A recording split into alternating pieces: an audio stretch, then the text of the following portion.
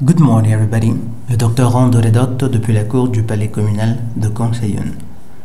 Dans la vidéo d'aujourd'hui, nous allons parler de quelques traits de caractère des gynophores, des traits de caractère qu'il est crucial de connaître, dont il est crucial d'être au courant.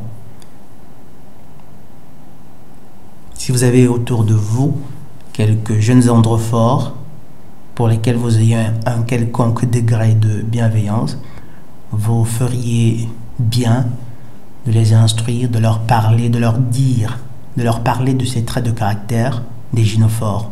Vous les retrouverez chez toutes les gynophores de tous les pays du monde. Vous devez les considérer comme des constances universelles chez les gynophores. Absolument. Et parmi justement ces constances-là, ou du moins la plupart de ces constances-là, en réalité dérivent de la vacuité existentielle dont elles souffrent, de ce sentiment de vacuité dont elles sont victimes plus que quiconque, plus que les androphores en tout cas. Et pour cause le fait qu'elles soient ancrées dans leur matérialité. Évidemment, à présenter la chose comme ça, on pourrait croire dans une certaine mesure que peut-être elles ne sont pas si responsables que ça de leur comportement, puisqu'il serait déterminé justement par cette nature-là. Non, attention. Elles ont la capacité justement de faire les bons choix. Elles ont la possibilité de choisir délibérément, d'accepter par exemple la guidance ou le leadership des androphores. Ce qui justement ce qui est à la base l'une des raisons pour lesquelles l'Éternel voulut justement que les deux sexes travaillassent ensemble.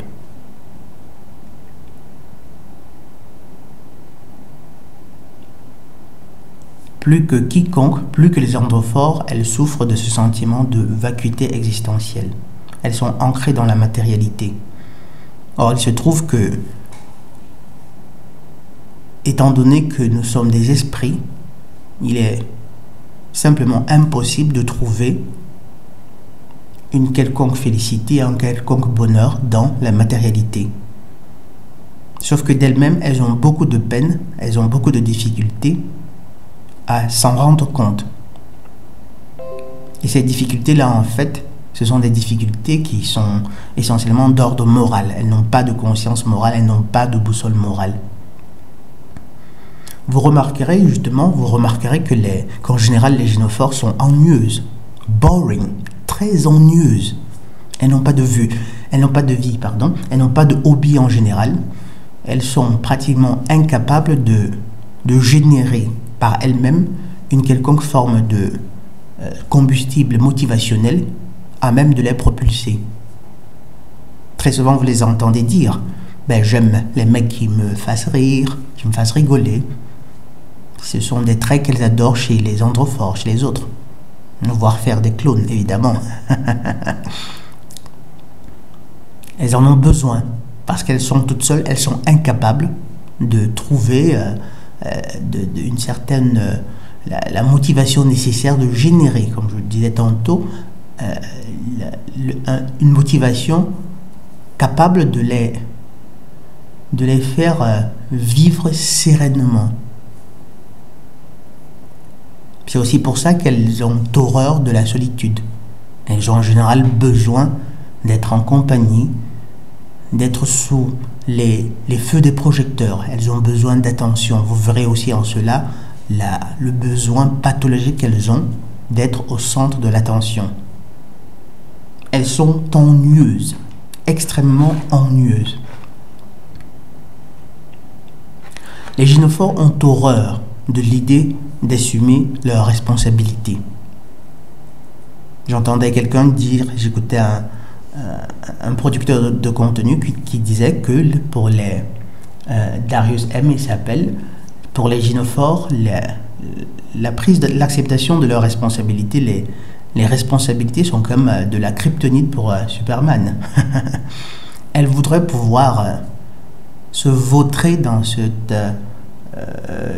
que De Vulpillard appelle une partouze, une orgie de divertissement, sans toutefois, après, en assumer les conséquences logiques.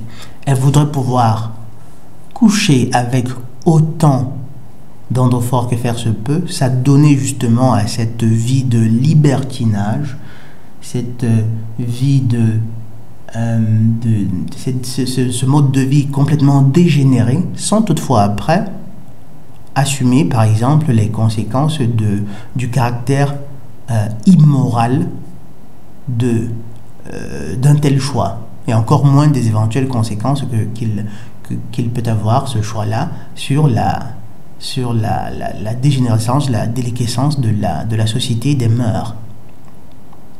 Elle voudrait pouvoir éliminer comme ça un individu de son utérus, IVG, sans toutefois devoir reconnaître qu'il s'agit là en réalité d'un crime. Au contraire, elle désire parfois qu'on fasse preuve de compassion à leur égard. Les gynophores n'ont pas de conscience morale. Et plus vite vous comprendrez cela, plus vite vous reconnaîtrez cela, et mieux ce sera pour vous, dans votre vie en général. Combien y a-t-il d'androphores aujourd'hui qui élèvent des enfants qui ne sont pas les leurs? Combien y en a-t-il? Et dites-vous bien que tant qu'elle n'a pas été prise en flagrant délit, tant que vous n'avez pas les preuves concrètes et matérielles de son mensonge, elle vivra toute une vie avec un enfant qui n'est pas le vôtre, mais qu'elle prétendra être le vôtre. Elle n'éprouvera en aucun moment une quelconque forme de regret ou bien un appel, une sollicitation. Elle ne laissera en aucun moment sa conscience lui rappeler ou bien prendre le dessus pour qu'elle trouve le courage justement déjà de reconnaître à elle-même qu'il s'agit là d'un acte monstrueux, faire croire à un androphore qu'il est le père d'un ou de deux d'enfants qui en réalité ne sont pas les siens. C'est c'est un acte simplement monstrueux.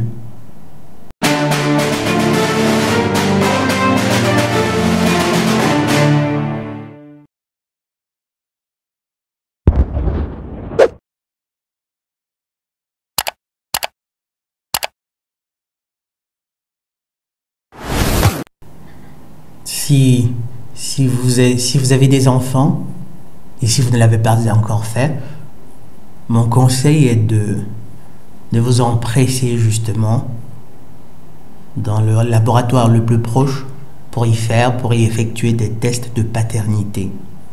J'imagine que beaucoup choisiront de renoncer à cette idée simplement pour ne pas courir le risque de souffrir, mais je crois que vous souffrirez quand bien même vous serez passé de l'autre côté. Si c'est le cas, évidemment, il est encore préférable d'affronter la possibilité de cette éventualité pendant que vous êtes encore dans votre véhicule charnel. Vous apprendrez beaucoup, vous en tirerez de belles leçons qui vous serviront dans l'autre monde, dans le royaume des ombres et peut-être dans la prochaine vie. Mais il est crucial, justement, on le disait déjà dans une vidéo précédente, d'embrasser ses douleurs, d'embrasser ses peurs. Faites des tests de paternité. Vous savez, l'on ne devrait pas avoir autant d'estime pour les gynophores, en réalité. Mais alors, pas du tout. Elles n'ont vraiment pas de conscience morale. Et ça, vous pouvez aussi le voir dans des actes monstrueux tels que celui que je viens de mentionner, c'est-à-dire des fraudes de paternité, entre guillemets, c'est une traduction littérale. On essaierait de voir quelle est la bonne traduction pour l'anglais paternity fraud. Mais ce n'est pas tout. Il y a bien d'autres choix horribles qu'elles font et qui détruisent les familles, la cellule de base de la société. Combien de gynophores y a-t-il qui choisissent de foutre en l'air comme ça des familles simplement parce qu'elles se sentiraient suffoquées, elles ont besoin d'autres expériences. C'est-à-dire qu'elles sont là indifférentes à ce que les choses impliquent pour de jeunes enfants. Mais alors complètement. Il est attesté qu'une séparation, un divorce représente toujours une série de traumatismes. Une série de traumatismes violents. Mais alors vraiment violents pour de jeunes enfants. Mais elle ne trouve absolument aucun mal à choisir la voie de la séparation, la voie du divorce, à l'idée de tous les avantages que la chose lui apporterait. Elle aurait plus de liberté de coucher avec d'autres hommes, puisqu'à la base c'est aussi ça. Mais en plus de cela, elle aura le privilège d'avoir la garde des enfants, société gynocratique aidant, et comble de la perfidie, il faudra que vous lui versiez une certaine pension. Et voilà, mes chers amis, c'est simplement, on a tellement vécu avec la chose, avec ce phénomène, que dans une certaine mesure, on a été désensibilisé en fait à l'horreur de ce comportement.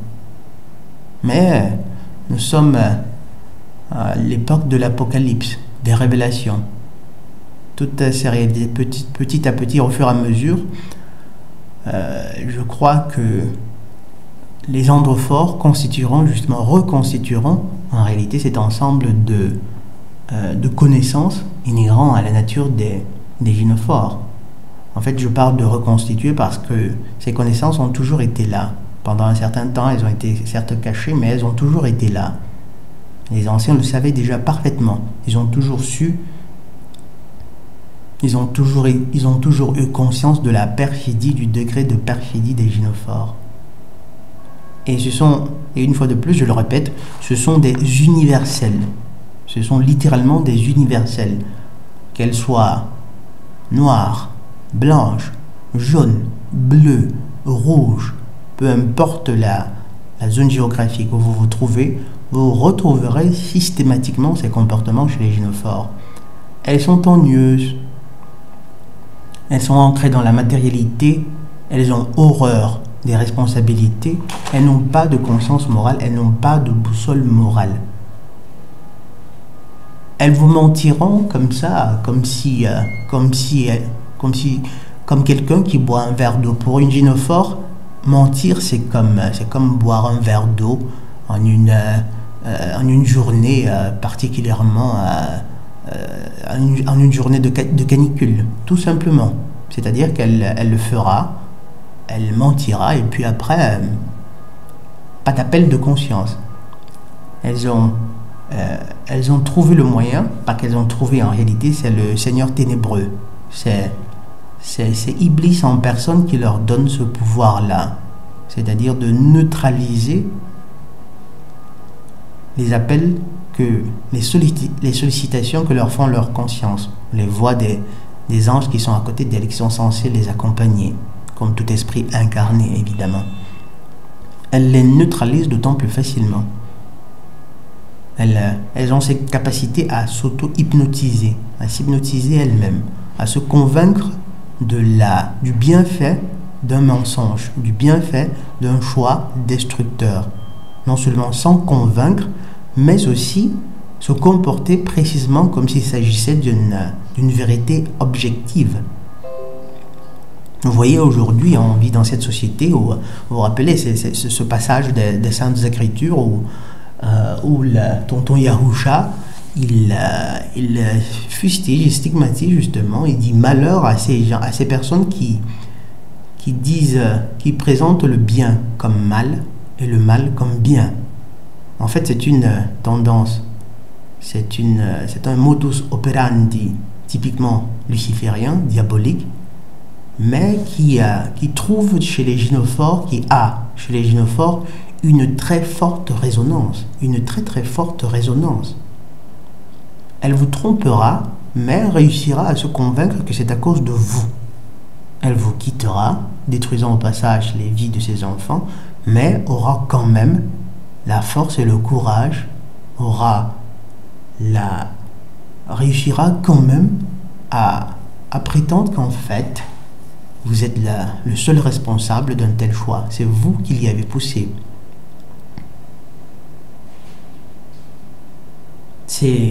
Ça donne presque de la chair de poule, mes chers amis. C'est simplement... c'est glaçant. Et lorsque vous pensez qu'aujourd'hui, elles sont carrément célébrées, et là, c'est probablement le comble. Elles sont célébrées aujourd'hui comme des déesses. Vous verrez qu'en général, à la télévision, dans le cinéma, rarement attire-t-on l'attention, ou bien rarement mettent-ils une emphase sur les écarts des gynophores. Non, au contraire, elles sont célébrées. Célébrées pour des choix qui en général sont simplement délétères pour leur propre vie, mais aussi pour la société en général. Vous vous demanderez peut-être, si ce sont des choix délétères, elles sont assez grandes, elles sont assez mûres pour comprendre, pour juger justement des effets de certains choix sur leur vie. Non, mes chers amis. Non, elles sont à moitié chemin entre... Les gynophores sont à moitié chemin entre l'animal et l'enfant. Elles ne voient pas plus loin que le bout de leur nez. Elles sont vraiment, elles souffrent d'une certaine... they are short-sighted. Elles sont incapables de voir loin, d'envisager les répercussions de leur choix au-delà de, on va dire quoi, au-delà d'aujourd'hui, 17h. Les endophores, eux, ont cette capacité à anticiper sur des semaines, des mois, des années, parfois même des siècles. Chez les gynophores, c'est exactement le contraire. Non pas qu'elles n'en seraient pas capables, elles en seraient capables, sauf que les appels de la matérialité sont plus pressants. Les appels de Lucifer sont plus pressants. Pourquoi perdrait-elle du temps à essayer de penser à un avenir pour ses enfants, ou bien à envisager de créer quelque chose, d'apporter une idée qui pourrait être de quelque utilité pour les générations à venir, alors que juste à côté il y a un magasin de sacs en cuir alors qu'en fait elle a Tinder où elle peut se connecter à n'importe quel moment pour se faire aduler. Pourquoi le ferait-elle? Alors qu'elle a pourquoi penserait-elle à l'avenir de ses enfants alors qu'elle a une caméra par laquelle elle peut justement se présenter comme une déesse d'Astarté, comme ça, pour se faire aduler. Donc mes chers amis, ce sont là, évidemment, ce n'est pas une vidéo scriptée, donc il est clair qu'il y a certainement beaucoup d'autres traits de caractère qu'il serait judicieux de prendre en considération. Je le ferai lorsque j'élaborerai une vidéo scriptée, une autre version de cette vidéo aussi, mais une scriptée. Mais de façon générale, justement, ce sont ces éléments-là que je viens de présenter, que vous devriez toujours tenir à l'esprit. Elles sont tonnieuses du fait que, étant ancrées dans la matérialité, elles ne connaissent que la matière. Elles ne se comportent que selon leur saute d'humeur, selon leurs émotions. Elles n'ont pas de boussole morale. Elles n'ont pas de boussole morale. Elles sont littéralement capables du pire et sans en être gênées, le moins du monde. Elles ont horreur de l'idée d'assumer la responsabilité de leur choix. C'est aussi pour une simple raison, assumer ses responsabilités, c'est déjà reconnaître ses écarts, chose qu'elles n'aiment pas, mais aussi c'est ressentir le besoin d'ajuster, de changer, de s'améliorer. Or, elles ne doivent pas fournir d'efforts. Elles veulent être des spectatrices qui passeraient simplement le temps à s'amuser, à rigoler, à se divertir. Vous avez vraiment intérêt à toujours tenir présent à l'esprit ces traits de caractère, ces quelques traits de caractère des gynophores que j'ai présentés dans cette vidéo. Voilà. Ce sera tout pour aujourd'hui. Je vous remercie d'avoir pris le temps d'écouter cette vidéo. Likez, abonnez-vous, ce serait très très utile pour le développement de la chaîne. Mais rappelez-vous toujours, soit nous souffrons pour nous perfectionner, soit nous souffrons de nos imperfections. Le docteur Andoredot depuis la cour du palais communal de Conseillon. Sawabona et la paix de Yah.